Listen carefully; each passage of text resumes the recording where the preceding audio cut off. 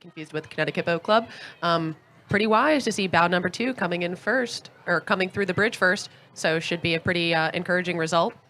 They've got quite a gap on whoever's behind them. Yeah, I mean, it is important to note this is their river, so probably able to take this rather strategically. All of those turns definitely help, especially in the slightly slower boat classes here. Not that they're going slow at all. They're definitely cooking. So great job, folks. Really nice, really nice. Here comes the next one. It's bow number 3. Alrighty, we've got, looks like Y Quad Cities, very well-established program, definitely been able to find a lot of success throughout the country, and also I think they've found some pretty good success over at the Henley. I think they've competed. Henley Royal Regatta, they won it. Yeah, they won did they again this year? Not this year. Oh, okay, but Not historically, yes, they have. And they stormed it as well. Yep. So here comes bow number 1, Maritime Rowing Club out of East Norwalk, Connecticut. They've got one of the under-16 athletes in Piper Bittner and Kate Sullivan, and are moving along, currently holding up number 5 from Narragansett of Maud Smith-Ronchus and Lindsay Williams. Narragansett, definitely not an easy body of water to row on, that's for sure. And we've got bow 7 coming through now. That's Litchfield Hills Rowing Club out of Litchfield, Connecticut. So not too far of a drive. Looks like we've got Bassy with a little KT tape there. Hope you're holding up, folks.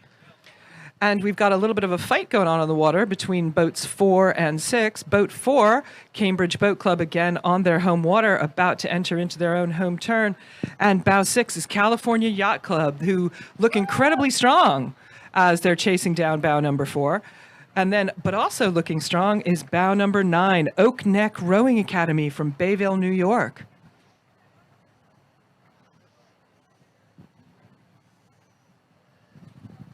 Both of them have opened up a bit of a gap on number 10 from Potomac. Coming up from DC. Very cool. It looks like we've got bow number 11 from the Gordon Rowing Association coming through. A lot of small boat rowing going on out in Western Mass. Used to live out there, so really great to see the scullers Gordon coming College in. has really come on strong in this regatta. There's loads of boats entered. Yeah, I hear that. And they're doing all well. over the place. I mean, that's really the beginning of building a super deep program is you just got to get out there. So we now have boat 8 from Lake Las Vegas Rowing Club. Whoop, they have not traveled whoop. this far to be slow, and they're not looking slow today. Absolutely not. Nice cruising in those boats. Ooh, very cool oars. Being chased down by Oak Neck Rowing Academy, boat 12, Ania Kelly and Diana Basert. Always fun to see teams with multiple boats in the same events. Got to be pretty feisty inter-squad competition or intra-squad competition. Bow number 14, we've got Founders Rowing Club coming all the way up from Dallas, Texas. Yeehaw, ladies. People on the live stream, you need to see Libby's hat to fully understand what just happened there. We've also got boat number 15, the Sylvan Scullers from Verona, PA, Eleanor Graham and Kieran Harrington. They're new rowing partners, but it already won the head of the Cuyahoga this fall, which is a good prestige win. And here comes another one of those Y Quad City boats. Again, kind of demonstrates how they're able to have such consistent performance year to year. They really just put the kids out there, put them in some pretty stressful positions, and they perform very well, really just year after year. Bow number 18, South Jersey Rowing Club. Ooh, but apparently having moved up a number of places is bow number 24, Notre Dame Rowing Club from Welland, Ontario, Canada. Ooh, we've got a bit of a tussle under the bridge. Ooh. So we have boat number 19, Row House out of Miami, but they are followed very closely behind by an almost level boats 17 and 20. Boat 17 is from Norwalk. And they've been racing for a long time at Youth Nationals and head of the Charles as well. And then that is boat 17. And boat 20 taking a lead there is Redwood Scullers from Redwood City, California, a young boat. But they've rowed internationally at Canamex. That's pretty prestigious going. That's very neat. That's Super cool. right. Bow number 13, Lower Merion, coming out of Pennsylvania. Some slightly more seasoned rowers with Ava Thur and Rachel Spar, 18 and 17. Whoa, big crowd coming through right now. We've got the old squeeze play going on, and we've got Tideways Scullers moving to the center of the river. Look at bow number 26 having moved up, and they are continuing to challenge bow 22. Litchfield Hills and bow number 21, who are almost level, which is Nassau Rowing Club from the Caribbean. And Yep, not far behind. Nyack Rowing Club, bow number 28. That's New York Athletic Association. And bow number 23, Port Jefferson Rowing Club. That was a pretty tight bundle we got there. You may have heard some of the crews yelling out for other crews to yield. It is their, job to kind of help crews take their best line. Kind of tough out there sometimes when you're yelling around at those crews trying to get your best line, fighting for your crew. Well, you can get 3 boats dead across under the bridge, but everybody's got to breathe in a little bit, and the yells echo nicely off the arches. You got to be able to stay calm, and sometimes doing 2 things at the same time, patting your head, rubbing your belly. You got to stay calm, and you got to be 16. Which, these are almost mutually exclusive. Yes, but fantastic to see these youth athletes out here taking on such a challenge and really kind of dominating the field. Super, super impressive. Really impressive. So fantastic work there, folks. Didn't hear any clashing oars. So job well done. Coming in, we've got another Potomac Boat Club. That is bow number 29. So Potomac Boat Club is the oldest rowing club in the Washington, D.C. area. Oh, is it? I don't think I knew that. Fantastic. Beautiful body of water. They've got they've had some really wonderful athletes come out of there, compete on the world stage. Emily Schmieg is an athlete that Potomac Boat Club has had featured in World Rowing Championships several times. We've now got bow number 25. This is I'm going to maul this, so I apologize in advance. IKEA Hawaii Rowing. Thanks for coming all the way here, folks. It's really fantastic to see you. Bring your friends next time. Or we'll come to you. They're being chased by an entirely different climate out of Niagara Falls in bow number 32. Followed closely by bow number 30, South Jersey Rowing Club. And again, Cleveland Foundry Juniors. But everybody's progressing in a pretty nice line at the moment. Everybody's pretty nicely spaced. Bow number 27, the Hill School Boat Club from Pottstown, PA.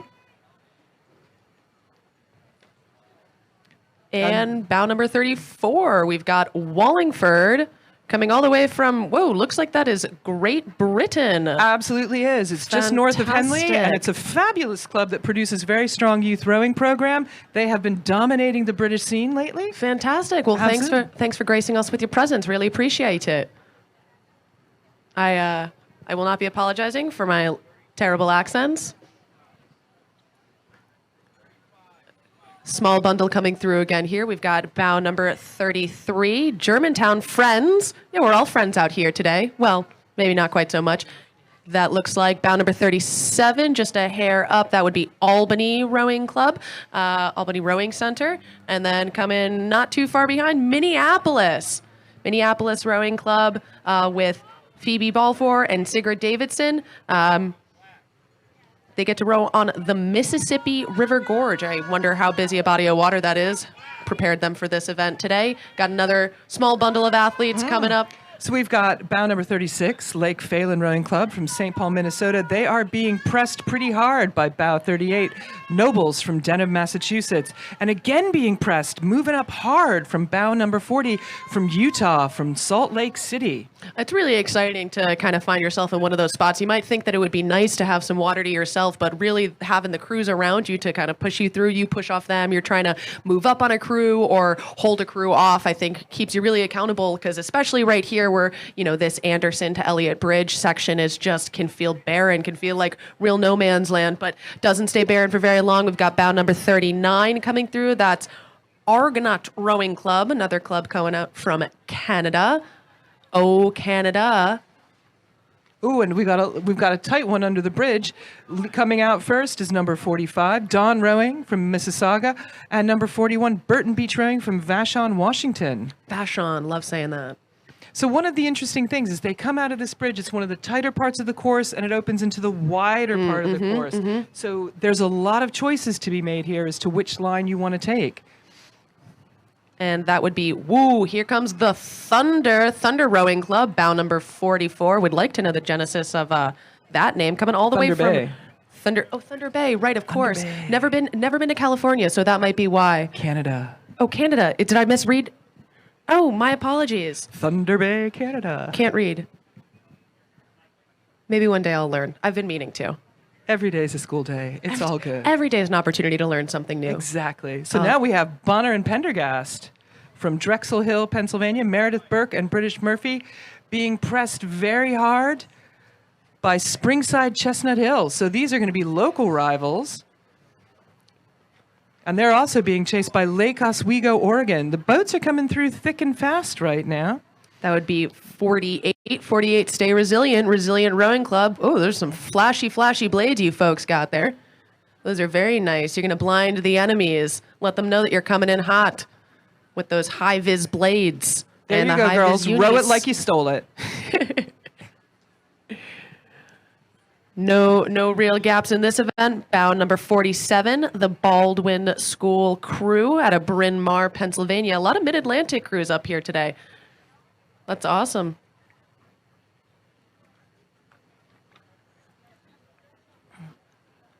So there's only 55 boats in this event, so we're going to start running out of crews pretty quickly Yeah, should here. be nearing the end, but there is no rest for the wicked because here comes, looks like bow number 52. Wow, cutting it really nice and close to that Anderson Bridge. That's a really wonderful, fantastic job.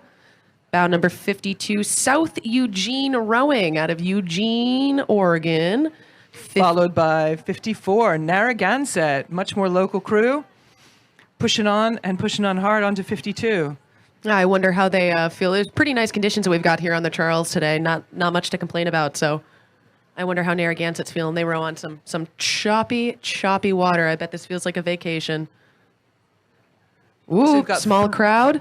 3 more coming out from under the bridge. We've got PCRA from New Rochelle, Whoa. New York. We've got SQRA from Sarasota, Florida. Hanlon out of Toronto, Canada. Want to make sure we don't miss anyone. Bow number 55, Kent School. Pushing up on bow number 49, Lake Quinsigamond out of Worcester. Another pretty big rowing association out there in Quinsigamond. They're bunched pretty well together, and there's definitely people making moves now that they've got the space to open up. Yes. There's a lot of jockeying for position that also happens between Weeks and Anderson. And Yep. then once they get here, that's when they're ready to open the throttle. Well, and you kind of have to